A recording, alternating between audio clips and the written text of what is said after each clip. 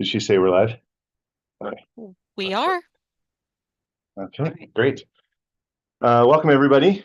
We'll call this meeting to order. Start with the roll call. Brian, you want to?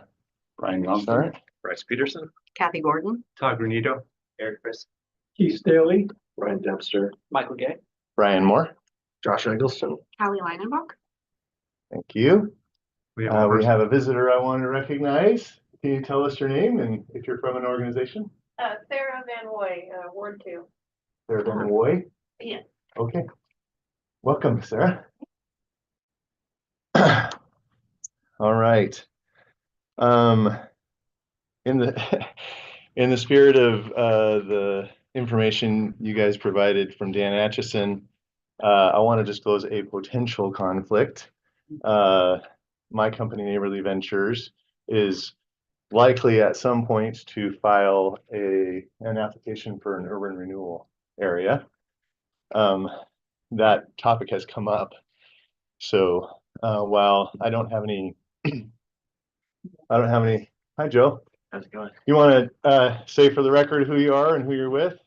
Sure. I'm Joe Cease. I'm a Salem reporter. Welcome. Thank you. So I don't have any personal or my company have any interest in any existing urban renewal areas, but it's conceivable that we could pursue the creation of one in the future. So I want to disclose that. We need a motion for approval of the minutes for two meetings, both our January 31st and our February 4th meetings. I would move a motion to approve the minutes for January and February. I'll second it. Motion and second. All in favor? Aye. Aye. Any opposed? Thank you. We had also committed to review the letter from Miss Vieira. Did I say it right? Brandel? Yep. Vieira Brandel. I'll just say, I want to hear anything from anybody. I'll just say, generally she was concerned about how we were approaching the objective and concerned about our preparation for it, etc. So in the end, I see the letter as a reminder of our need to stay focused on efficiencies. And I will say I disagree with the assertions that while I can't speak for everyone at this table, yes, we have biases, and I think everybody does. But I also think we're professional, and I can speak for myself, and from what I can tell from this group, none of us has come here with an agenda to advance the interests of big business in Salem or the surrounding areas. So I'm sorry that she has that feeling, but I disagree that that is the case. Anybody else have any thoughts in response to the letter? I just appreciate her writing it, giving and sharing her perspectives and thoughts, and that's well written too. Yeah, absolutely. It was respectful and totally understand her perspective. Yeah. Yeah. And I think that that though we have been in business and are knowledgeable about what it takes to run a business and the risks of all of that, that we are not intimately knowledgeable about the budget, the Salem budget, city of Salem budget. So digging into nitty gritty and that sort of thing wasn't really what we could do in four meetings. So we're at this level, and that's where we are. Yeah, agreed. I agree with that too. Mm-hmm. Yeah, I think we're doing the best with the information we have. We don't have a working knowledge of all of the past budget meetings or council meetings or staff discussions. And so there's a certain baseline we have to get to by asking a lot of questions. And I think that's what we're trying to do. All right. I'm going to take a stab in the spirit of, oh yeah, Callie. There was one person who would like to make a public comment. I'm so sorry. Sarah, right? Okay, I apologize, Sarah. Please. Listening to the budget committee meeting. So first of all, yeah, I just wanted to say thank you guys so much for what you're doing. It really means a lot to me that you guys are volunteering your time for this. I live in Ward 2 downtown here, so downtown is pretty important. I'm also a longtime paramedic and work for Paul too, so I'm pretty intimately tied in with everything that's going on in the city. So there were just 2 points that I wanted to raise, but very largely, I just wanted to say thank you guys so much for what you do. So my first question that I wanted to raise, the affordable housing topic had been raised a couple of times here, and that was really nice to hear as well too. My questions about it were a month or 2 ago, I was just kind of doing some back of the envelope calculating too, just looking at Sequoia Crossing. It's a place that I go to a lot, and it's pretty near and dear to my heart because I respond to it a lot. So just doing a back of the envelope calculations, I feel like I have to have been wildly off, but it was something like $300,000 per person of money that was going to, each person who received a room there. If I was like integer multiples off, and it was just like $100,000 per, 100 people, that's still a pretty significant sum. And even if I was like an order of magnitude off, and it was like $50,000 to $75,000 of money that was going to each person to help what is probably at most, I mean, I was thinking about 70 people, but let's just say it was like double that, like 150 people. And again, my original calculations were like 300,000. I'm really concerned about the amount of resources that are going to that. And the Salem Housing Authority and everybody there is doing God's work. I mean, the Salem Reporter, what they say is so true. I mean, we are really helping people there. But as somebody who goes to all the other thousands of people in the city, there is a real cost to having nothing left to give for anybody else. There's a lot of people on waiting lists on the streets. There's a lot of people who are in homes that, because the city has no services left for them, there's, I worry about the place that we're paying for that. And then the only other question that I wanted to raise is also kind of coming to the defense of the fire department a little bit. There's a lot of talk about increasing the efficiencies of the fire department and the EMS service, which I spend a lot of time thinking about, and I have a lot of ideas on. We've done a lot of research on this area. But one of the things that I keep coming up against is that I think of it very similar to the Measure 5 and 15 issue, that there's such a structural systemic problem with it that to a large extent we recognize that, like, we're rearranging chairs on the Titanic with what we're doing. We still have to, put lipstick on the pig until the years and years of being the squeaky wheel with the state fixes that. But that is the case with the unhoused population. They make up less than 0.5% of this population, but they're about 15% of our call volume. And they do have heart attacks and strokes and things like that. But far and away, these are debilitating psych emergencies. They are debilitating overdose and drug addiction issues and environmental exposure. And none of that is effectively treated in the ER. If it was, we would have solved this crisis long ago because we are in this revolving door of this issue. And so that is not something that we are going to fix here. But I just want to ask the question, is there an appetite to start introducing this aspect as the squeaky wheel as well, that even though we are having to increase efficiencies in Salem Fire, this huge percentage of the calls that we go on, that we don't have a choice. Salem Fire is the only game in town that can deal with this. We are going to make some efficiencies there, but can we start being a squeaky wheel with the county and the state to change what the law is, for example? Sarah, Yep. can I just say thank you Wow, that was for great. for coming here, because not many people do. I mean, it took us being asked to come here, right?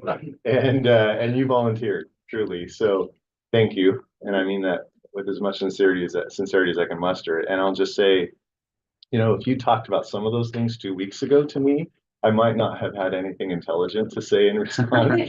And I'm not going to pretend that I do now either. But I do just want to say, interestingly, the things you have raised for me have come up over the course of the last 2 weeks for us. In fact, I don't know if you saw in one of the meetings, we asked a question, and I intend to present it as one of the questions we submit to the city council, is do the costs of the urban renewal areas exceed the benefits? I was really happy. And that's a complicated question because not all of it can be quantified easily, but you've taken a stab, and I appreciate that. So that's a question. We don't have an answer to that, but I think it's a question that needs to be asked and answered. And then on the second one, in terms of structural inefficiencies, I'm gonna poison the well a little bit for maybe a part of our later conversation, but we'll talk about efficiencies and ideas for efficiencies. But at the end of this conversation, one of the largest messages that I hope we convey is there are some massive systemic and structural complications and complexities that no matter how much we can talk about efficiencies, and that's good, we should, right? And each department in any organization should commit to trying being its most efficient self. And there are probably some ways to do that. At the same time, I don't think we're going to efficiency our way out of the problem. Yeah. This is far bigger than, efficiencies and alternative. I think the term was alternative delivery systems or services. Was a pretty consistent theme across fire and police, that we have really expensive resources being used to tackle all problems at almost the same rate. And that's just not efficient. Now, if anybody's looking to this committee to solve that problem in a 2-week period, unfortunately, they will be disappointed. Well, although we have an hour to hear some great ideas. But I just hopefully what I'm expressing is I empathize with the things that you are expressing, and you have a front row seat, clearly. And I hope that whatever we produce for the city council will draw enough attention that people will really try to get to the root of the matter instead of the branches and fruits. Yeah, thank you. Thanks. Well said. Thank you for what you Well said. do. Oh, Yeah, You thank see you it so right much. front line Yeah. and the heavy utilizers. Yeah. Great description of that. Yeah. Thank you for coming here too and volunteering. No, I was offered, but I'm actually going to the doctor next month. Oh, Oh, wow. wow. Residency. Starting soon. Oh, fantastic. Good for Congratulations. you. Wow. Hopefully you'll stay local. Yeah, I'm actually headed to San Diego. Oh, But okay, I okay. will be coming back. I hope Salem's near and dear to your heart. It's my home. I'm gonna, Okay. I own my place here and I'm Mhm. keeping it here. Yeah. So I'll still be involved in all my free time I have Fantastic. down there. But, Fantastic. I'm gonna stay involved. Yeah. Well, best of luck to you. Thank you. Yes. Sir, are you sure you don't want to stay? This is going to be exhilarating. It's so much better when you watch it on 2x speed. Only you could do that here. She's like doing a surgery and listening to it on 2x speed.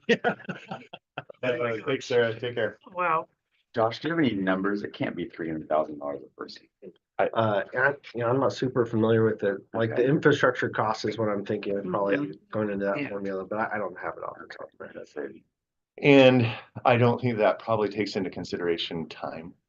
The investment is going to be spread over that resident and then Yes. maybe Yeah, 30 okay. more after that. Yeah. So You can get those numbers. The I'm just curious. construction costs are about $350,000 a unit. Right, The operating costs are significantly less than that. right.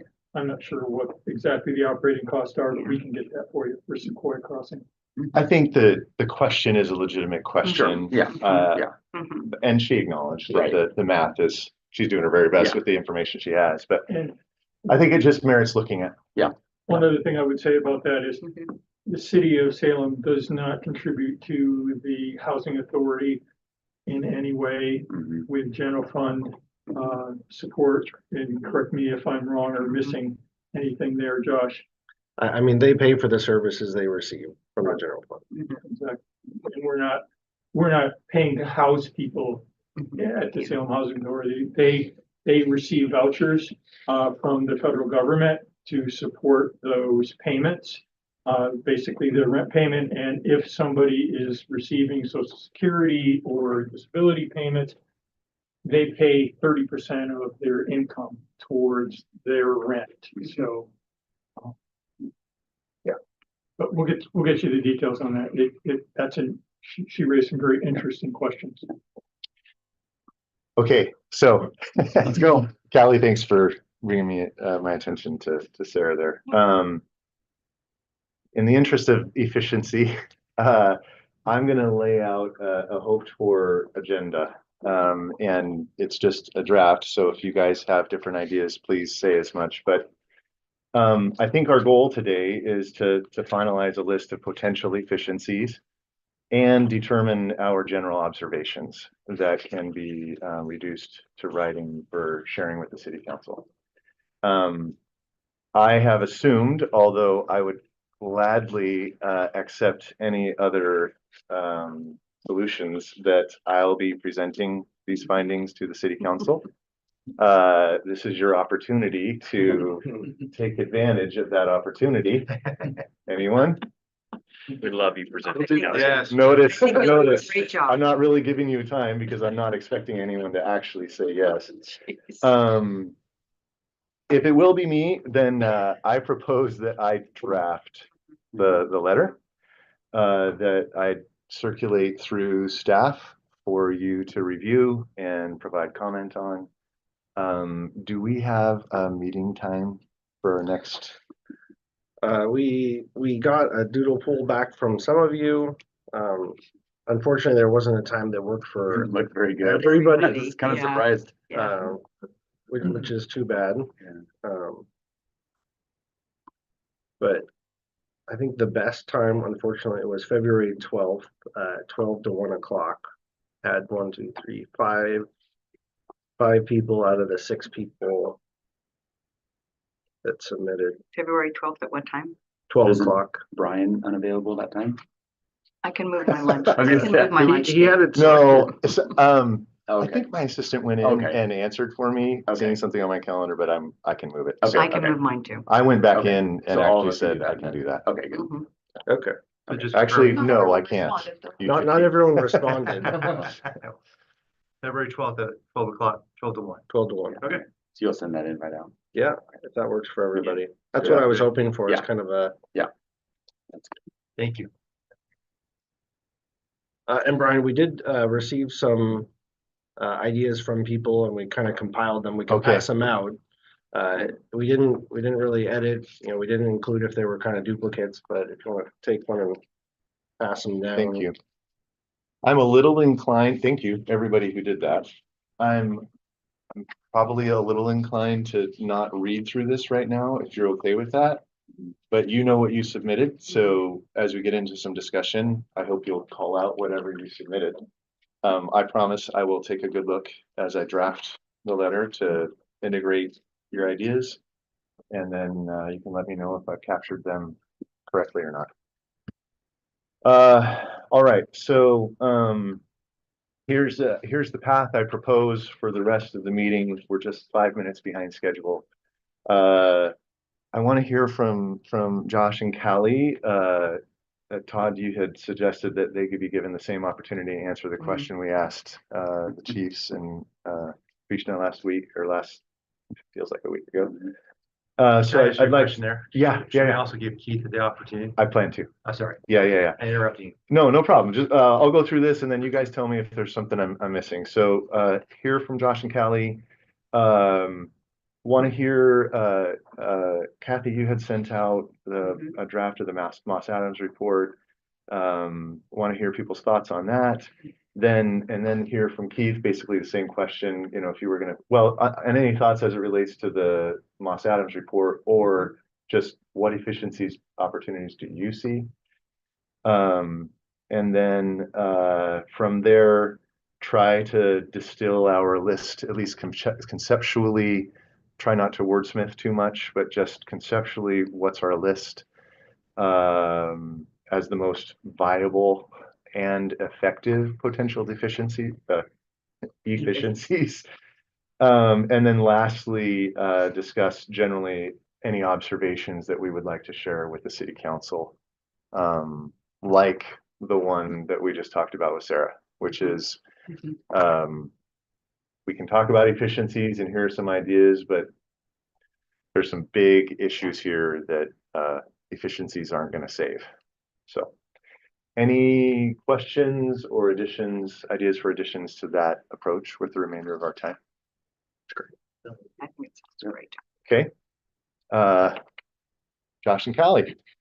I think the question was basically like, hey, if you had to pick 3 viable and impactful efficiencies that you see, I would say inside your department or even anywhere, what would they be? Yeah, I really appreciate the question, and honestly, I probably haven't given enough thought since I was given an extra opportunity. But I think one thing is already underway. Where we are moving to a new enterprise resource planning software, which I think will create a lot, actually more transparency and some efficiencies. And what I'm really hoping for that is kind of the mitigation of needing additional staff. So being able to manage into the future with the current staff that we have. Right now, we're probably behind, quite a few in finance, just with processing and making sure everything's done correctly. But I think that'll give enough capacity back to be able to do a lot of things more appropriately. And I think that, if you're talking about the whole organization, I think it really is, it might be counterintuitive, but right sizing the service for the staff. There's a lot of workload issues that show up in a lot of places. Our workers' comp claims or liability claims, which are a big driver of costs going forward. So right sizing expectations for staff and services. We've been doing the kind of, more from less for a lot of years. And I think at this point, we really need to focus on, what is the right amount of work product for the services that are still here. Can I ask a question on that? Mm-hmm. Are you saying that's a part of did I write it down right? Enterprise software implementation. What did you call it? Enterprise resource planning software. Resource planning software. ERP. Oh, ERP. Yeah. Got it. Okay. When we say ERP, people ask what it means. So Yeah. we kind of go. Mhm. But that's a big piece that'll add. I struggle to say efficiency, but it'll streamline a lot of processes. We have a lot of manual things that are just left over. So it'll kind of reset, and we're also trying to do a lot of business process changes with that implementation. We're not that special, processing a payment, just like everybody else. And making it more efficient for departments too, when they submit payments, when people want to make payments, when they're processing, it'll have a vendor portal, which is something we've struggled with a lot, is kind of that back and forth. That takes a lot of time. So many Back end. features and functions that just didn't exist 25 years ago when our current system went in. So we're going to gain a huge amount of efficiencies and process improvement from that implementation. And if you said it already, I apologize, but you're in the middle of the implementation or trying to make a choice or? We've made a choice. We've signed a contract. We're just actually having to do the implementation over the next 18 months. Okay. So as part of that process, does that include an evaluation of staffing? You're saying current staffing, but will you look for efficiencies in staffing as well when you see that you're getting so much efficiency in the process? Absolutely. Okay. So at kind of the post-mortem, if you will, after the implementation, we'll evaluate, okay, it used to take X amount of time to do a process. What does it take now? Right. And across the board. So finance, HR, IT are the 3 major users. Okay. That was 2 things, or was it 3? That's what the next question was, is the right sizing service for staff, are you seeing that as a potential fruit of the ERP implementation or as a kind of a separate efficiency I item? think it's a separate efficiency item, and I think it is a little counterintuitive, right? Because it would be actually less service being provided, but the services being provided aren't sustainable at the current level. So we have staff working major amounts over what they should be doing. So, I mean, it's creating burnout transition that, there's a question about turnover. it's contributing, that workload's contributing to that turnover. Mhm. Where you're losing long tenured employees, that we should be able to get more years. That certainly feels like a theme across the board is, yeah, again, poisoning the well for our observations, but the current level of service is unsustainable without massive changes. So either we figure out how to rework those structural challenges, or the services have to go down. And it feels like there's a serious reciprocal nature between overstaffed and inefficient. Even though it can be very tempting to think that, well, if we just load more on the same people, we'll get more done. I don't believe that. So anyway, Can I throw one more thing out yeah, while we're talking about staffing? Interestingly, in the news last night, Friday Harbor, Washington, have you heard what's going on up there? So they took the county and put them on a 32-hour work week with the same pay for 40 hours. And the efficiencies they've gained through that are retention and productivity. interesting. Say that again. 32-hour work week, 32-hour but work paid for week, 40. paid for 40. Wow. So just keep that in the back of your mind. Yeah, not You very guys are trying to popular. get Would you mind? ingenious about that. And they are getting amazing Yeah, exactly. resumes for the Yeah. job positions that are open. Yeah. So Fascinating. just throwing that out there. Kathy said. We'll solve $14 million It budget. meant, Yeah, it you meant heard they, that, they yeah. might have to shut down on a Friday. The offices are not open on a Friday. Yeah. So how do you deal with that? And there's some complaints, sure, but Yeah. then people adjust to it. People adjust. So, anyway, all right. Any Sorry, other I thoughts interrupted. in response to that question? I mean, I'm kind of going off the cuff, and Josh and I haven't discussed this, but we still cut a lot of paper checks. And I think this is one area where we can improve with more ACH payments. Mm. I think that would actually create an efficiency and something that's pretty tangible that Yeah. we've almost gotten there. It's just we need to do the last few steps to execute, and I think we can do that even before we implement the ERP. I was going to ask, does the ERP address that, or would that be something separate? We'll force it to be addressed with the new ERP. I think there's an opportunity before it's even implemented to try to transition. Okay. The best practice is to try to change some of that process prior, so it's a lighter introduction when you actually switch softwares. Mhm. I encourage you, as you having just put in an ERP, don't change the system, change your processes. It's hard to change the system. Upgrade it later. Yeah, we're just saying it can't be changed. Appreciate that. No, Thank you, guys. Yeah, That was thanks. the big concern and question that our team had going through the selection process was, we've been doing this for 25 years. How can we really get the most out of this process to think differently and to push ourselves to perform process improvements, right? So I think we're on a good path to achieve that. So quick question, if I could, do you have access to the treasury to help out with some of the check paying or other cities or partnership opportunities for some of those financial back end operations? Just kind of collaborating with others. Like we tap into where I'm at to treasury because we're part of the state and utilize some of their resources for efficiency. Yeah. I don't think so, but I can definitely check. I'm unfamiliar. Yeah. Sorry, it's just a question. Yeah, I know we utilize some state systems like for the LGIP and others, but as far as actually vendor payments, I don't think so. But Gosh, what is the LGI? the local government investment pool, so it's where we keep a lot of liquid cash.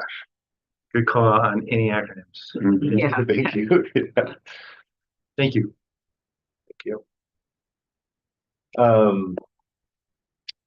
Pivoting, but actually there's a part of that. I'm curious, maybe before we just collect thoughts generally on the Moss Adams report, would ERP address the one part of the, have you reviewed the report, Keith? I haven't seen it. Okay. Oh, okay. Okay, well, Josh says it was like kind of hot off the presses draft, so I wasn't sure. You should read it, Keith.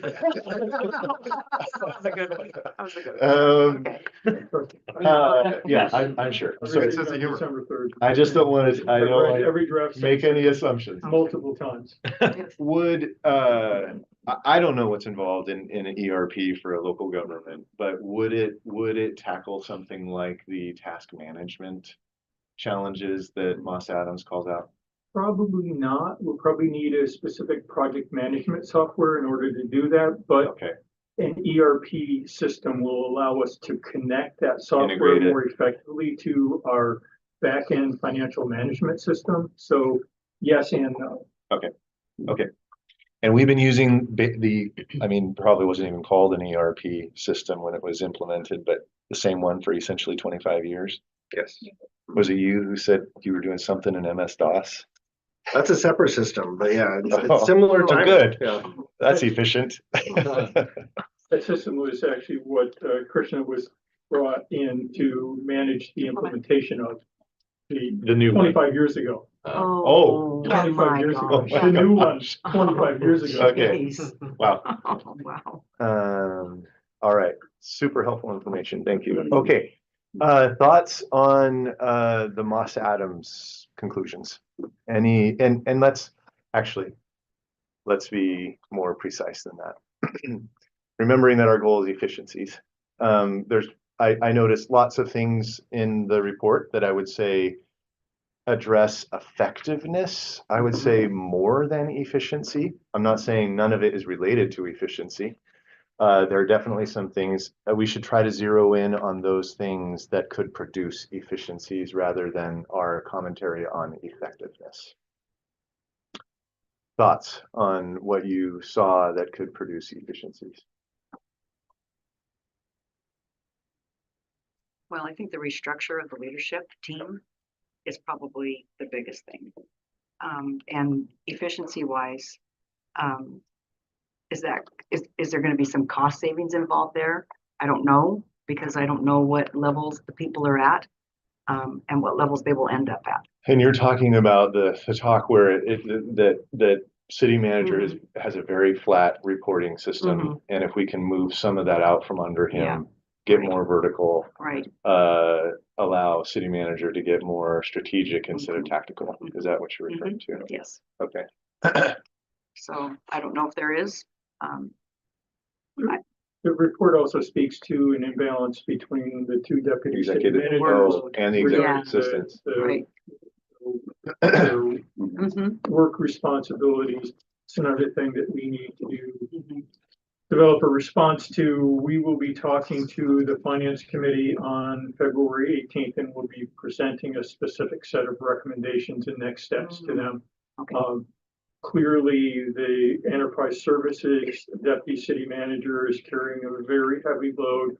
I need to figure out how to offload some of her work to other departments under the circumstances where other department heads are already overtaxed and stretched thin. So that's the dynamic that we're working with there, and but we'll figure it out. I will say on that particular, they've got, in case anybody hasn't read it, there's essentially 9 findings with accompanying recommendations associated with each finding. And interestingly, there's a subtle point made out of the gates that to me feels like the theme of this conversation we're having, which is totally understaffed. Using peer benchmarks. This is not like it is what it is. It's the same in fire. It's the same in police. The theme is we are trying to get more and more out of the same amount of people. And I looked at this and I thought, well, of course there's inefficiency when you are literally 0.34 per. No, I'm not going to remember the 10,000. per 10,000. Yeah. I mean, Yeah. Salem among its peers is not only at the bottom, but like way bottom. below, I mean, way at the bottom. And again, we can talk about efficiencies and asking for restructuring, which I think there are definitely ways I see inside the report to achieve efficiencies. But if we don't tackle the fundamental problem of understaffing, we're just swapping deck chairs. So that's not a commentary to say that the ideas shouldn't be pursued, because I think if ever there were an environment in which they need to be pursued, it's this one. But I also can't help but call out, if you don't fix that underlying problem, I think we're going to keep talking about the same things in the Moss Adams report in 5 years. So, but I do think it's absolutely worthwhile. That's a lot. 12 reports is a lot for you. And A month from now, I won't have 12 reports. I think okay, that I but can guarantee. but how could you get out of the tactical and into the strategic if that's where your head is all the time? And that's not I hope you understand that's not a criticism. Sure, understand. As the report indicates, the executive assistants right now report to me.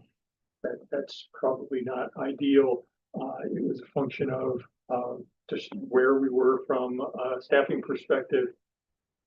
That won't be the case going forward. We're going to bring Gretchen back into the city manager's office. Gretchen Bennett is our homeless response coordinator. We're going to recharacterize that position as a community engagement coordinator, and we're have her and Courtney work together on managing the office, the city manager's office.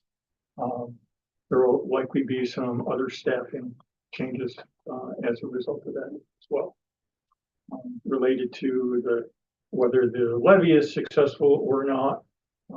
That's going to drive some of it as well.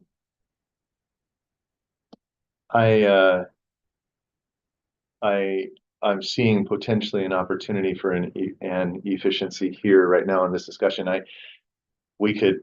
The report is fairly thorough, and we could end up spending a lot of time talking about the different findings and the recommendations. And the truth is, we just don't have time today to do that.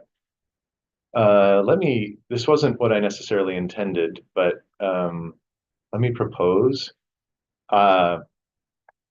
Conceptually, I think there are some things here that would be useful for the council to consider, including things that you just mentioned. I think that personally, I think if the city manager's office tried to implement all of these changes at the same time, I think there's likely to be minimal gains. I think they need to be staged or sequenced so that the most impactful ones are attacked first. And they don't, in my opinion, they don't all promote efficiency. In fact, I would say there's a few that are money to do. And there isn't any of that right now. Yeah. So, but I guess what I would propose is if you're comfortable with this, I will take a stab. I don't want to go into depth in whatever we provide to the council on every recommendation, but I think what we could do is say, from our perspective, these particular recommendations have the greatest impact on efficiency. And so we would recommend you give your attention to them in this order. Would you Take a stab at it? Right? Yeah, Sure. please do. Take a stab at it, and you guys, I'm sure we'll have different opinions about which ones and in what order, but if we can come to a rough consensus about it, Yeah. just say, hey, look at 2, 5, 6, 7, 8, and there's probably something there to help with efficiencies. We good with that? Yeah. And just to reiterate, this will be going to the finance committee. This is work that council asked to have occur, so they will be digging into the recommendations themselves as well. So So we don't need to inform Yeah. them about them other Right. than just, well, and we could say nothing. Well, maybe we just say we read the report and we recognize that there's some efficiency. And they've been, One Yeah. of my key observations from the report was I think it does help draw a So we heard a lot from staff about how when you benchmark staffing, that we're below comparable size cities. This really provides a third party saying, yeah, what they're telling you is both accurate and true from a staffing level. Because I think one of the most important questions we're trying to answer is the city efficient, like at a very high level? I would say, based in just generalities, and I put that in one of my bullet points, is like, broadly speaking, I believe the city to be doing more or the same services with less than comparable sized cities. And that report underscores that, which I think points us towards the narrative around the levy and just general thoughts associated with that. So that's where I see the most benefit from our perspective of that Moss Adams report. I felt like it kind of underscored, because I loved hearing from police and fire and their thoughts about staffing, but like when you read it there, it's like, well, we're not, like you said, we're not only at the low end, we're like below the low end Right. on staffing. And so I just think, generally speaking, my broad observation between that report and all this has just been, there has to be efficiencies that are already happening. Otherwise we would have no services just based on benchmarking, Yeah. So I don't know, that's what I think might be one of the best parallels out of that report. So we got two ideas on the table. One is just a general reference and say, have at it. And with together with this kind of like, by the way, validates a lot of what we're hearing. Yeah. Or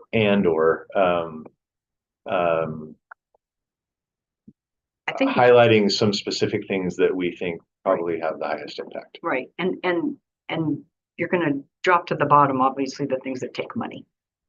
Yeah, I mean, I don't that's what intend you're to. looking at. Yeah. I marked every time I saw like the communications one particularly. Now, I also thought one of the challenges we probably have in this community is the perception of efficiency. And that's a big deal. Yeah. It's not it's not the same as efficiency, Mhm. right?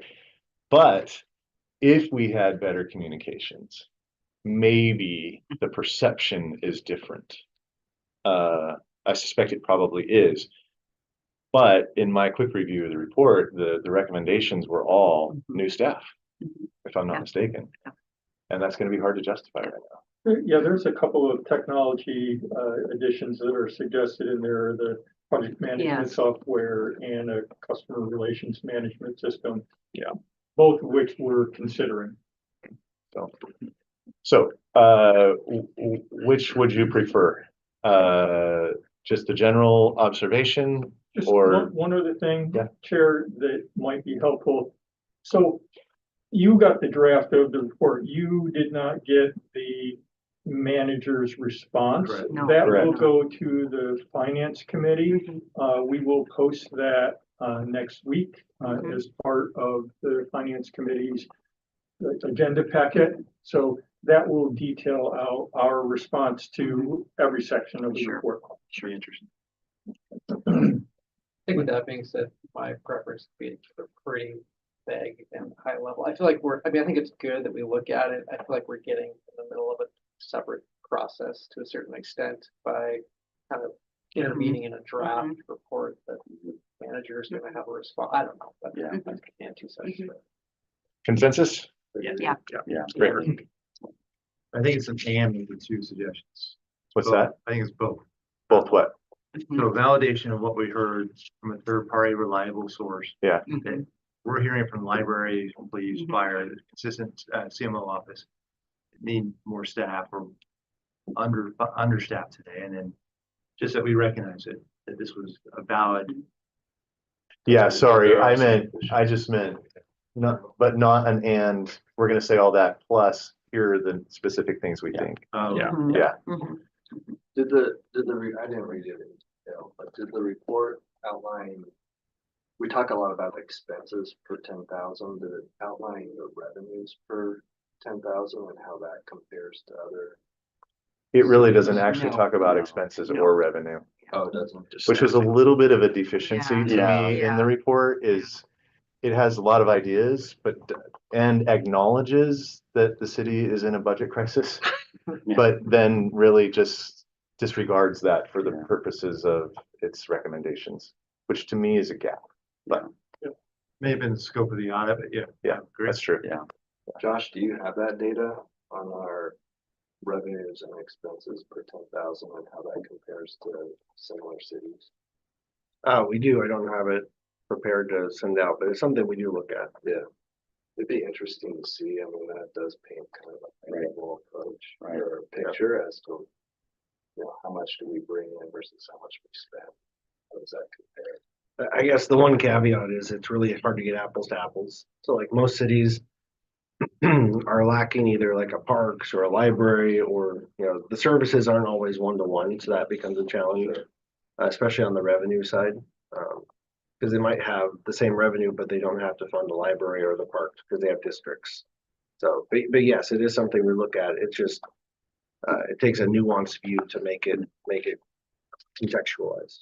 Well, I think that's important context too, because that I think that's a consideration that is going to go before the citizens is Right. Do we want to continue funding those other, I'm not going to call them luxuries, but they are added benefits or services that maybe other cities don't. So just to add to this conversation, the city's general fund, ad valorem taxes generate about 89 million. The city of Eugene generates 134 million. Their ad valorem tax rate is $7.05 per thousand. Ours is 583. And that was totally random as a function of on the day that Measure 5 and 50 went into place and froze the tax rate. That's where ours was frozen. Kaiser's was frozen at $2.09 per thousand. Mhm. Can you repeat the Salem and Eugene rates again? 705 Okay. for our friends in Eugene and 583 Okay. for the city of Salem. And I honestly, I didn't know that until last week, and one of our counselors asked that question, and Josh put together, Callie put together a very nice little graphic. And that was frozen like 1995 or something like that. Exactly. Yeah, And so then all the COLA raises on top of that have just been magnifying that difference. yes. I mean, Exactly. that's just one aspect. Eugene also has a lot of other revenue sources. Right. They Yep. have levies, they have a payroll tax, and they have other Sure. ways to fund their services. And They it's still also a have hard problem. tax base. And that's why they have They 300 still more have your staff problem. than you. Right. Yeah, Yeah. right. Right. Okay. And Yeah. what was the number then? Our total 134, 134 million to our what? 89. Is that about right, Kelly? But Maybe I mean, I can send you the table that we Yeah. sent out. Okay. It was Maybe 280 it's for Yeah. Kaiser. And are there other cities? Oh, they're all over the place. Yeah. I mean, I feel fortunate that we have 583. Yeah. it could be a Yeah. lot worse. Because it could be a lot Could be worse. 209. Yeah. Yeah. Frozen at 209. All right. So again, we have a big structural problem. Trying to get back to efficiencies. Can we move on from the Yeah. Moss Adams report? Keith, same question to you that we've asked the other department heads. Sure. What Happy to- efficiencies do you see available? I think we have an opportunity bringing EMS response on to figure out the alternative response. When we went through the EMS process, we were projecting a budget, actually I can't call it a profit, but retained earnings, let's say, of somewhere $4 to $5 million per year in excess of costs. There's an opportunity there for us to look at alternative service delivery and also paying for some of our existing and ongoing costs related to operating our fire department. We need to verify that our projections and reality match up. A year from now, we'll be able to say, yes, this is what's actually happening in EMS. Here's the services that we're billing for, here's the revenues that are coming in, here's our expenses. And yes, there is actually some retained earnings there that we can use to fund alternative response or existing services. So opportunity yet to be proven, but could have really significant impacts on our ability to deal That's with. from bringing, you said EMS in-house Correct, essentially. medical transport, Yeah. emergency medical transport, the ambulance service. Do you forecast out that the revenues are gonna be able to keep up with the expenditure We, growth? we do, in that particular case, again, Josh, you can jump in here. But we were looking at a $4 to $5 million gap positive, in the provision of those services going forward. Yeah, I would, I mean, one word of caution, I think Keith said, is we want to wait to see what the reality is. There's a lot of consultant reports out there that estimate revenue, and every one of them is incorrect, right? It's either higher or lower. So we want to see where this lands when we actually go to bill, if the experience is correct. The staffing has changed slightly since that report was built, so we want that validation, but there is likely to be a gap. So just related to that, one of the things that really impressed me as the chief came on was how he approached bringing that service on and looking at how we could start with some efficiencies. And one of those was using our existing captains to supervise that function. So our EMS function is going to be reporting out of our fire stations. The ambulances will be dispatched from fire stations. And as a result of that, we can use a fire captain to supervise those individuals, as opposed to bringing on a separate supervisor for that crew, if you will. And that was like, oh, wow, that's really exceptional thinking there. So a couple of others, 3 or 4 others, homeless coordination, homeless response coordination. We have an opportunity to work more closely with the county and the state as Sarah said, homeless response is hugely impactful to us. Even if we're not directly paying to house people, we are responding with our police, with our fire department, with our EMS services, with our public works services to an ongoing crisis of somewhere around 1,000 people living on the streets in our community. You see it over at the hospital, we see it in transports, we see it in police calls, we see it in EMS calls, we see it in our public works crews having to pick up trash and debris.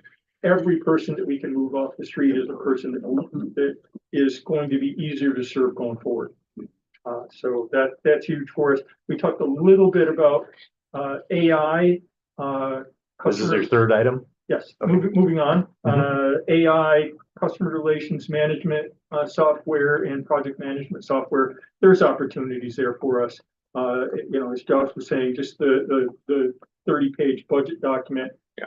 Having an AI that can consume that, and when you query us, it responds and says, here's everything you need to know about the city's budget, and that's easy work.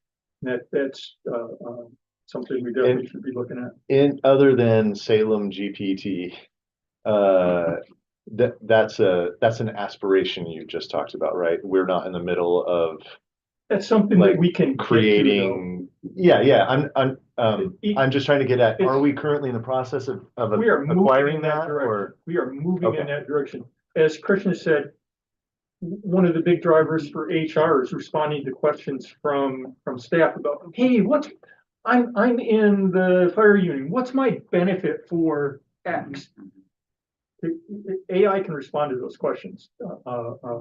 And we can extend the capacity of our staff by having effective AI solutions. And we shouldn't be scared of doing that. That's something that we can build a fence around and say, here's the universe of information this AI needs to be able to respond with, and do that. Right now, we don't do a very good job in responding to citizens when they email council or frankly, any of us, particularly if the email comes to the wrong person. It's really hard to verify whether or not that person was responded to. A citizen response management system would help with that. It would help deploy that question. It could be done through AI or automatically by the individual selecting what their problem is and going through a problem tree. So there's some things we can do there. Can't read my writing. Oh, the Capital District, also known as payment in lieu of taxes, continuing to work with the legislature to recognize the impact of the state capitol campus on the city of Salem's service delivery. Just yesterday, or was it Wednesday, we were on the Capitol campus supporting with our police force supporting the OSP for a large rally that took place there, a large protest that took place there. There wasn't a lot of spillover for the EMS response there, but still there are direct and ongoing costs of service delivery to the Capitol campus, to the state hospital, to the state prison, and to the other facilities that the state owns within our community. And when you look across the country, there are other capitals that are paying their host city for those services in one way or another. How much have you requested for that? How much have you requested So- from the state for? Yesterday, I met with, and along with the mayor and our lobbyists, we met with Representative Anderson, and the bill that he's proposed would peg that about $7 million a year. If we got $7 million a year, oh my gosh, we would clearly that would benefit us. Yeah. Like in perpetuity? Yes, so at the city of Olympia, we had an interlocal agreement with the Department of Enterprise Services there, and they paid the city. When I was there in 2020, it was, or 2022, it was $1.5 million, and now it's like $1.7 million. And that was just part of the Department of Enterprise Service budget, and every year they would, as a function of this interlocal agreement, slide a check across the table to us, and we could budget for that, and we could staff based on that, and it recognized the impact. So that's my hope, is that we can have something that's more stable and dependable than hoping that we get something out of the legislature in the Christmas tree bill at the end of the session. Right. So it's starting at 7. Where do you think it'll end up? I'm anything less than 7 and more than 0. Because 0 is what. Don't say that in your negotiation. I will not, but 0 is what we're currently receiving, and clearly that's not helping us meet the need. Yeah. And provide the service that the Capitol campus needs and our state capital needs. So we definitely want to get to something on. Are the political winds blowing such that there's enough appetite for something? I think so. Okay. I think so. I've had a chance to meet along with the mayor and our lobbyists with Senate and House leadership from both the minority and majority parties, and there's understanding of the impact and the need to correct that. I think if we can get a bill to the governor's desk, she's indicated that she'll sign it, and I don't think that would change. Nice to have a former counselor as a legislator, right? I assume that's who you're talking about. Yeah, To know, like, guys, this is really a problem. he very well understands our budget and the constraints. He was here in 2018, 19, 20, when we were having the original revenue task force. He participated in that process and understands our limitations and needs. So that was really good. The last thing I'll say is performance audits are great, but they cost us money and they're intrusive. And they're very top down, which, fine. There's a role for that, but my hope is that we can focus our resources on developing a strong lean program. Michael's helped facilitate connection to the hospital and their expertise for lean. I don't know if you know it or not, but Salem Health is a lean organization, and they have principles and practices in place that are extraordinary, and they've agreed to share those principles and practices and training with us to help us start to develop that capacity here. So that's kind of, the performance audit is more like, here's a fish, and the the lean process is more like, let me show you how to fish, and here's a net, and here's some hooks, and, some tackle, And actually, I'm really grateful that you guys brought us back from getting into the weeds of the Moss Adams report, because the other thing I'm remembering from reading it is it's one, I understand it has an impact beyond the city manager's office, but it's $1.5 million. Right. And of a in the general fund, $170 some odd million budget, and in a $14 million deficit. So it's a good thing to be doing. And like I said, efficiency in the city manager's office will have a trickle down effect throughout the organization. But I also think it is a slice of John. Thank you, Keith. Yeah. All right. I've got a probably a dumb question. But could the county make a payment for their, in lieu of the taxes that they pay too, or? The county is in the exact same circumstance we are. From a general purpose government perspective, I think that's highly unlikely. Okay. Same with Meaning the school their district. resources are being drawn by the state too. They have ad valorem taxes, property taxes, the same as we do, that are restricted to measures 5 and 50. They're in the same structural budget challenges that we are. I guess to Ryan's point Yeah. though, are they benefiting from services in a City manner that provides. exceed? Probably not. The sheriff was at the Capitol campus on Wednesday.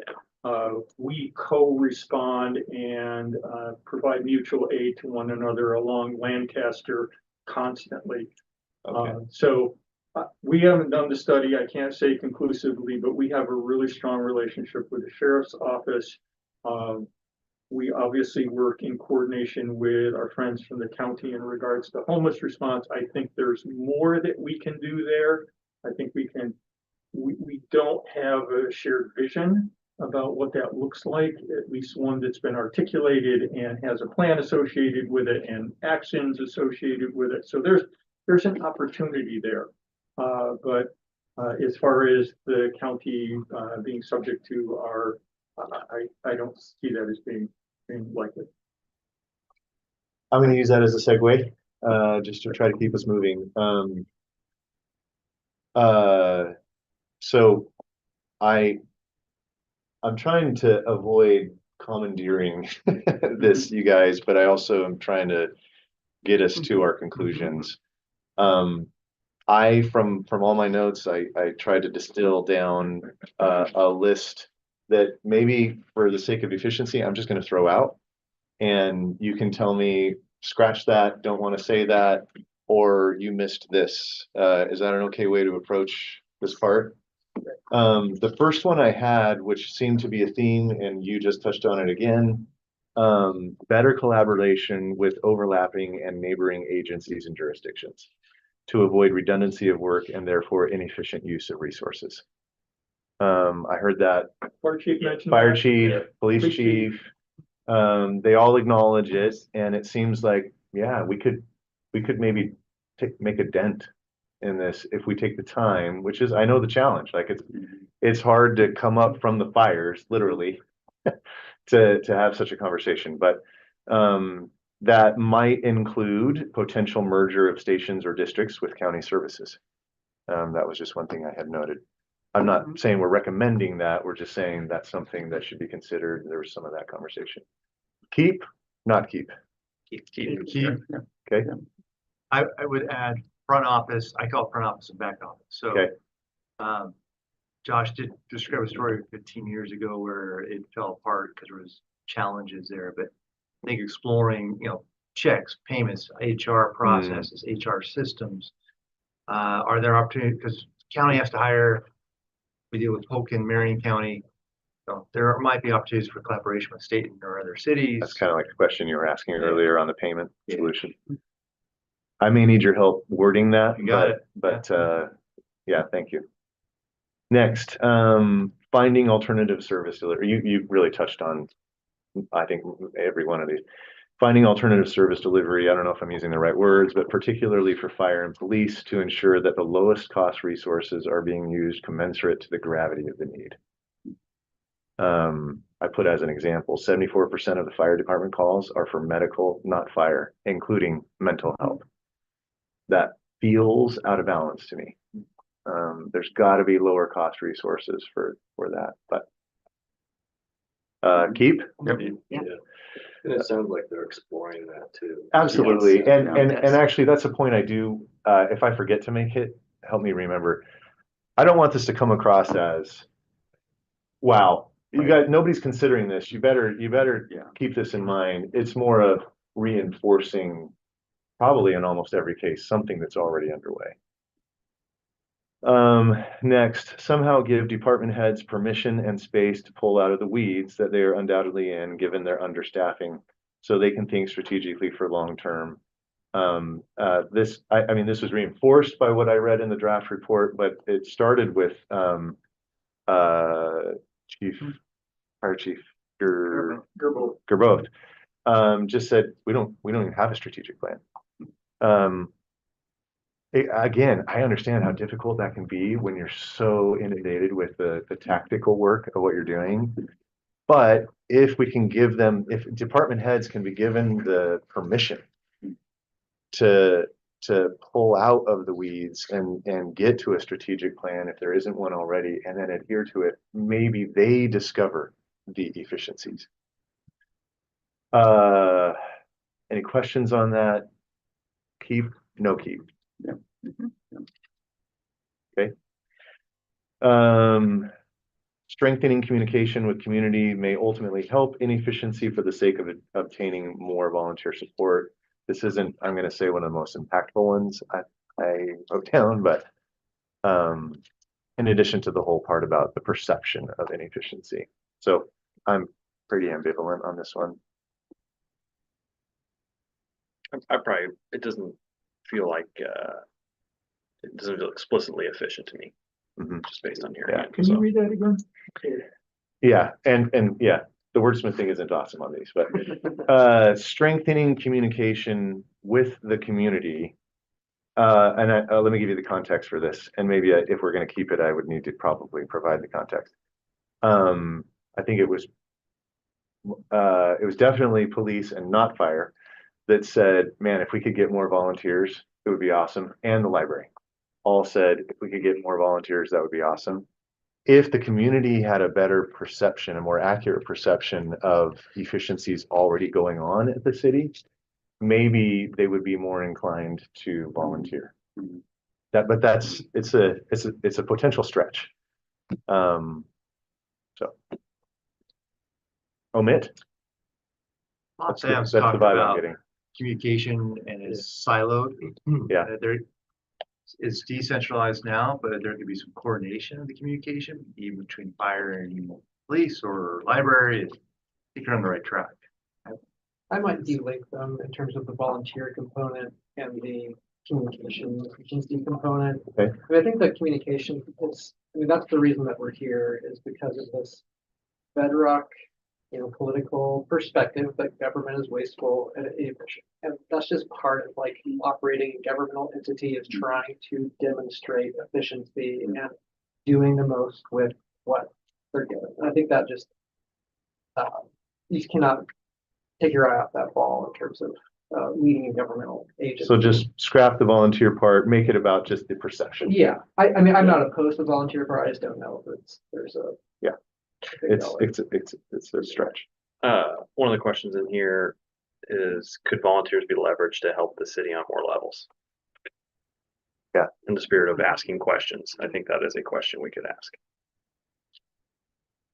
And that would delink it, because comms is one thing, and then. Okay, thoughts on including that question? Explore opportunities for volunteers, basically. Okay. I'll note, as I'm going through this, a feeling that I have is we should be judicious about how many of these we do and which ones we do. Mhm. Because if we do too many, it could dilute what is, for me, probably the stronger message, which is going to be less about this list Mhm. and more about, we have structural problems. And until, this is a great list Right. and, great, let's Mhm. pursue these things, but in the end, they're not going to fix the structural problem and they'll be a Band-Aid, the equivalent of a Band-Aid. So I'm just In saying, that spirit, I would probably say I would put the volunteer one on a short list to Cut. cut. yeah, okay. I don't think there's a lot there, but No. there's probably something there for sure. If you agree with that sentiment, meaning, Right. we It should would take be, thousands of hours to get to $1 million a year in No, I- volunteer stuff like Yeah. that. We need to focus on. We're not gonna- most impactful items. and I think the further down I get on this list, the less impactful they are. Use of AI wherever possible to reduce burden on staff who are already overworked. I might keep that, but want to hear what you guys have to say. Just because of the potential impact on turnover, I think we're experiencing a ton of inefficiencies with vacancies and turnover and overworked people. So while AI in and of itself may not feel like this, like we're going to accomplish massive efficiencies, But it can streamline. I think it could Yeah. help morale actually. Yeah. So Yeah. keep, omit. Yeah. Keep. Okay. Examine whether the cost of URA tax abatement exceed the benefits they are intended to deliver. Yes. I think that's a key. Even though I disclosed my potential conflict. And that work is ongoing right now. You literally had a conversation this morning with Ross Adams, who's doing that work for us. So there's a product that will be. Did we articulate the impact of URA on general fund? Did we what? The general, but I can't remember. We talked about it. Yeah, I know we somewhere in talked all about, this. but like, I just can't remember, was those dollars actually Quantified? linked to the general? Some are. I mean, right now it's about $7 million that are being deferred to URAs for Okay. general fund. For general fund. Got it. Okay. Yeah, there was a link. Yeah, I just couldn't I'm glad remember. you I couldn't asked. remember if it was predominantly not in the general fund. I mean, there's an equal part or 2/3 also outside that are going to other taxing jurisdictions. We get about 27% of it. When you close a URA, the rest returns to the school district, the county, the Mm. library, all those other areas. And of that 7 million, we have plans to stop collecting in 2 areas, which will be about 4 of that. I heard keep. Mhm. Is that right? Yeah, I think that's, Mhm. Mhm. I think other people are about that for too. Yeah. Yeah. On the forecast. I should have asked this while she was here, but do you guys have a sense of what Sarah, was she the 300,000, is she talking, however, whatever math she was doing, was it related to the Salem Housing Authority specifically? Or Yeah. more about like, No, it tax wasn't, increment? it wasn't related to the URA. It was Oh, it related wasn't. to the housing authority. Okay, And I wasn't clear whether or not she was talking about a cost per unit or a cost per resident. I think But she. we can get that information Yeah. either way. I think she was doing math from the cost to develop that was published in the paper, and then she was dividing that by the number of doors and people living there. And okay. it's very common that state funding would be in excess of $250,000 per door of subsidized. Yeah. Whether Lyft or LIHTC, $300,000 Yeah. per door. then that's pretty typical. Like, I think that's the math she was doing was the build cost basically. I felt like it was more just affordable housing incentives generally, Generally. not specific to URAs, because Yeah. we have a couple examples of that, but it's not the predominant use of URAs. Yeah, that's true. Okay. Ensure there is a system in place for departments to closely examine whether this is not, I don't know, I almost don't even want to read it, but ensure there is a system in place for departments to closely examine whether every position needs to be backfilled and close vacancies where unnecessary. I had a note from one of the conversations that I wondered if there was an incentive for people to keep positions open in their department, even if it's staying vacant. And do you remember talking about this at all?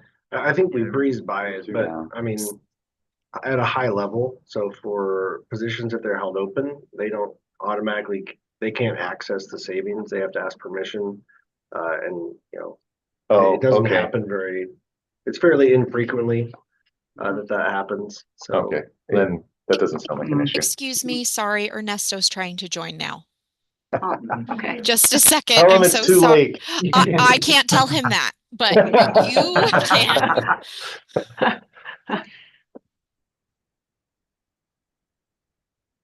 Okay, Ernesto, you're on with us. Thank you. Hi, Ernesto. Maybe he can only hear. That's probably what it is. Hey guys, sorry I'm late. Oh, there he is. I Okay. thought it's 12:30 Pacific. Oh, So it was 9. well, we're approaching the end of the meeting, but you're here for the really fun part. Perfect timing. Okay. Generally, this is maybe one of the least specific, but seek ways to reduce overtime as much as possible. Yep. It's not very specific, but there is a lot of it, and if there is a way to reduce that number, we should find it, And it's growing. and it's growing. And it's not just a cost impact, there's also the impact to the people that are working Yeah, Yes, 500 yes, or 1,000 agreed. hours of overtime. exactly. Yeah. Human and monetary cost. Mhm. Are you doing recommendations? Yeah, unfortunately, we're at the end of the list. We've just read through a bunch of them, Ernesto. In I fact, would that was just add to overtime. I don't know if you specified it, but I liked David's comment, and I was thinking about that. I honestly think reducing two fire stations that are adjacent to Marion County would free up time. Yep, we talked about that. Oh, you did? Good. Okay. Yeah, it's on the list. Thank you. And then I'm just gonna have a general reference to what's in the report, the Moss Adams report. And more our acknowledgement that there are some opportunities there. We're not gonna outline them here, but Eric, were you gonna say I something? was just gonna say, I think last time Ernesto asked either police or fire if they had ever considered charging for certain types of items. Okay, I didn't really get a clear answer on that, other than they thought about it. I don't know if this is just from other conversations I've had or from what they said here. I think fire with EMS at least is gonna be looking at reimbursement. I think fire It's talked about insurance some of it, Oh, yeah. but only if they could basically go to an insurance company. Yeah. Do you want to include something about that? Not I would necessarily. add police. Not really? Not Yeah. necessarily. You're gonna be Sensitive. charging a lot of homeless people. and Yeah. things You're that not don't gonna have the collect- Capacity to pay. Oh, them. there It was may the- just yeah. be- Mhm. And then do we need a collections department to? There was a talk about you may It feels gain like- some fees, but you're gonna lose it in trying And to they go can't make after money. the. So that's you're trying to break even. Probably not. I think we save it for when we do a city revenue committee. Yeah. Yeah, exactly. Okay, so any other, I want to make sure we get to some of the general conclusions. Any other specific items for Yep, efficiencies? the only one I Right. guess I would throw out was, I wish we had more time with IT and the understanding, but there was quite a bit of reference to contracts and contract burden. Okay, And just the incremental step ups that we're experiencing on IT contracts. And there's some best practices around contract management, long-term management of the inflationary rates. It's like, I don't know if it's worth throwing out because we don't know much about what's going on there.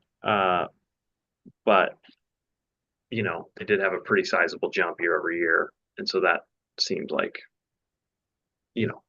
But I thought the reason for the jump was because they brought it they took it out of other departments and brought it in. to my general my understanding was that was I think that that was a while ago though. I thought I understood. It was maybe I misunderstood, but I thought it was she was saying generally the jump was from contract costs. Renewal time and contract increase. she did, she specifically mentioned She how did when say you it get in was the front going up, door, yeah. and I've experienced this in my business yeah, sure. all the time. Yeah. That, oh yeah, we'll give it to you for this, For and the when you first go to year. renewal, it's Yeah. like this massive jump. I can't say, I'm on the fence of whether that's. Yeah. Worth pursuing.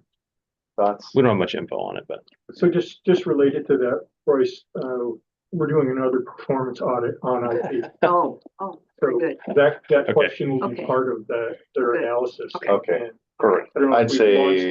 launched that work yet or not. fine. It's, I don't think it's officially kicked off yet, but it's about to. Is there another performance audit as well as IT? I thought I heard that there was So another. URA. city managers, URA, IT, and then the idea was we're gonna go back to finance committee to select the next Oh, I areas. see. So Okay. it's kind of, we're trying to set it up as an ongoing program. Mm-hmm, okay. Is there, you know, that was a conscious decision to bring hire the IT, you know, bring all those services Consolidate. in-house. Mhm. And I just wonder if that's really the most efficient path forward. You know, given how quickly IT changes over time, and that there's got to be difficulty in recruiting and retaining staff in that department. I just wonder if there's an opportunity or an evaluation that could be done to determine whether or not it makes sense to outsource certain functions within that. So I think maybe the IT department, the IT performance audit may get. Sure. Yeah, it Sure. will. Yeah, Sure. we'll make sure that question's addressed. Yeah, I remember Krishna said something about she's really nervous about that just because of security than anything else. Okay, can I take a stab at some broader conclusions? Again, don't pay too much attention to the wordsmithing here, but conceptually, number one, data provided by each of library, police, fire, and enterprise services demonstrate that compared, and I actually would say now the Moss Adams report. I didn't have that there. That compared to its peers, City of Salem staff are doing more with less. And then I want to call out a few examples. I'm sure City Council's probably heard most of these, but if any public are reading this, I want them to know. Fire, double the call volume since 2011 with 5% less budget. Police, same number of budgeted officers as 18 years ago, which is both a budget and a retention problem, all while our crime rates are higher than our peer cities, 69% higher than Gresham. And its officer to citizen ratio is lowest among its peers and trending down. Library, I gotta go find the data because that was from our first meeting, but lowest among its peers for staffing and volunteer hours. IT enterprise services. This is less a data point, but an example of efficiency, I guess. So maybe not worth, but merged or its IT and support services that were siloed, created Salem GPT over Chat GPT, which to me was an indication of the efforts to be efficient. Manager's office, lowest by far among its peers by a wide margin in, what was that ratio? The employee Per to- 10,000. per 10,000. Staff. Population. Yeah. So again, primary point, I can include or exclude the examples if you'd like, but that basically staff are doing more with less. Any perception, well, actually, that's my next point. Keep as a general observation. Yeah. I think keep one addition perhaps to fire as another example was that they have the lowest staffing ratio per engine. But they're that's going right. three. Yes. They're going three on the engine Right. versus their peer groups at 4. Yeah.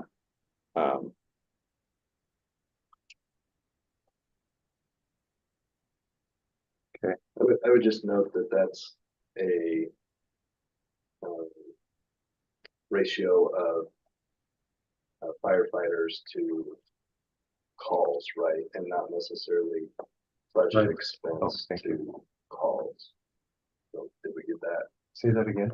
So if you look at, if you relate the expense, you know, the total expense of the fire department to the number of calls and compare that to other jurisdiction, that might be a different answer when you compare firefighters per call, Mhm. if that makes sense. So take the budgets of the various fire departments divided by the 10,000 or Yeah, whatever. Yeah. Just true that up. Right. It might get to a different answer. Yeah, I'm curious. I just don't have that data. No, I'm Right. just, if you look at the number of firefighters over the last several years, that has stayed the same, but the budget has gone up exponentially. Okay, yeah, I see what you're saying. So I'm just curious from an efficiency standpoint, you know, obviously I don't think we have time to delve into it right now, but you know, it might lead to a different answer. I mean, the one reason is contractual obligations. So staff were needed to be added because of things that were negotiated in the fire contract. While keeping the same amount of people on shift. So that was a direct relation to negotiation. Like labor negotiations? Yeah. So I'll use that as a segue in just a second. We're gonna keep that as a subject with or without examples. I like your I examples. think they're Examples are good. good. Brings life to it. Yeah. All right. Okay, this next one, the current level of service, let alone better service, is unsustainable without addressing some complexities that go well beyond efficiency. We know these are not new ideas to anyone, but until something is done to address them, efficiencies will do very little to address the city's budget deficit problem. I wrote this note. We can decide whether or not it is needed, but it feels, I have felt multiple times over this conversation that anything we have recommended here as efficiencies feel like bringing a knife to an artillery battle. You might get something done, but in the end, there is a massive battle going on around us and my knife isn't going to do much. Yeah. Also, you know, I think calling out some of those complexities. 80% of the general fund budget is in staffing. And then drilling down on that, 36% of that cost is from PERS, if I understand correctly. And increasing. I mean, those rates continue going up. Well, I don't, the required rates are going up, contribution but rates. based on what you had said about tier 1, tier 2, tier 3, Well, the unfunded. I don't know if, but bottom line is, to me, if that number is correct, and maybe I don't have that number correct. I think it's a little high, but we can give you the right number. It's still impactful. Yeah. When I went back and looked at the PERS contribution rates from 75 to 2013, they averaged 10.3%. They were up to 16% in 2016, 21% in 18, 25.5% in 20, and 30.3 for 26. So no matter how you look at it, those rates are skyrocketing. And the city has no real control. No control. Right. Would it be worth showing that trend in this document? I think so, because it gives context to things that are out of control. Yeah. You could share, you mentioned liability costs or other costs, medical insurance went up a lot in this 2025 budget. Those might be things you could also put as benefits or they're a challenge for the city. Josh, would you be able to summarize kind of 2 or 3 lines from this? Yep. Sure. You send that to me, maybe. Yeah.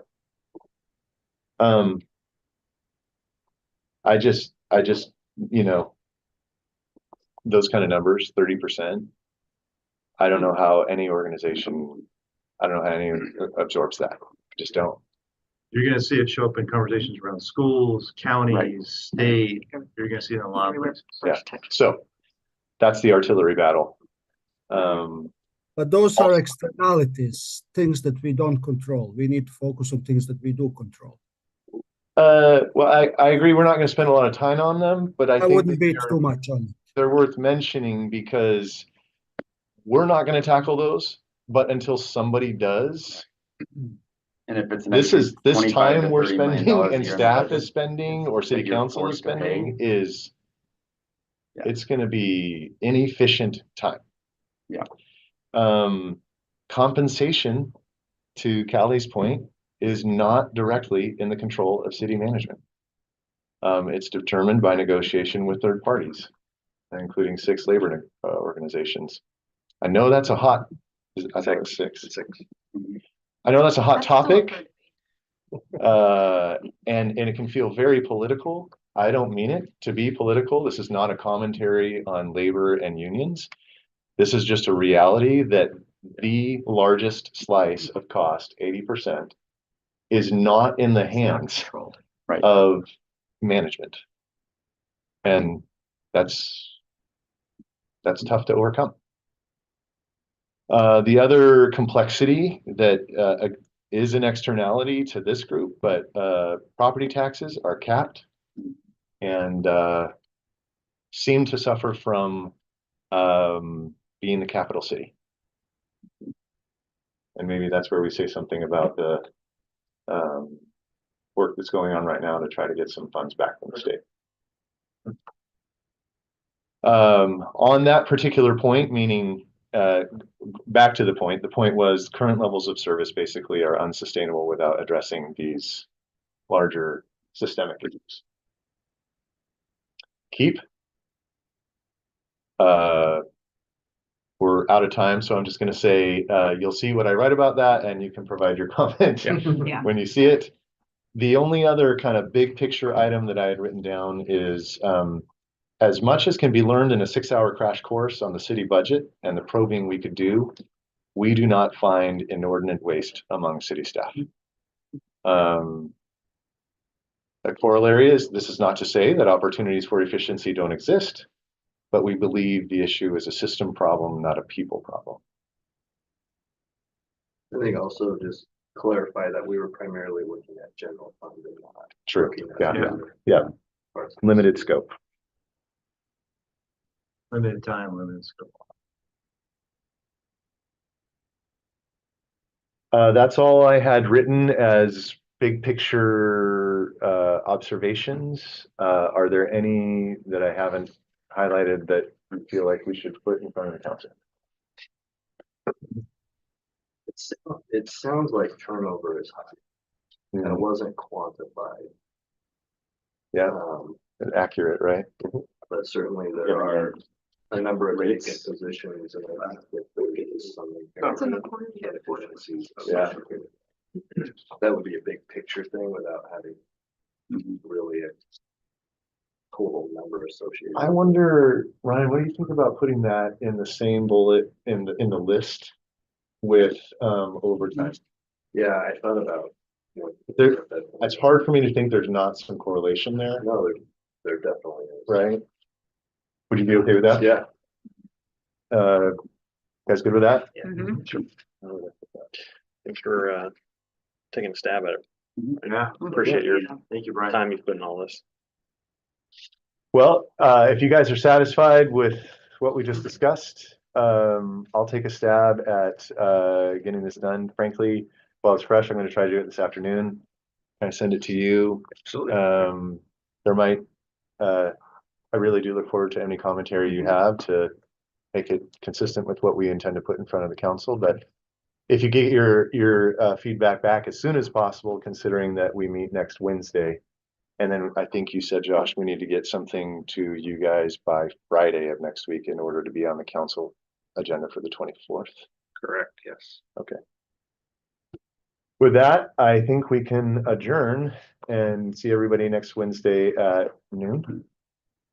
Okay, thanks, everybody. Sorry, just one point of order. Did we decide to do that remotely or are we Oh. trying to book here again? Same person. I'd say it's keep it consistent. Let's be here. That works for you guys. Did you guys get the approval?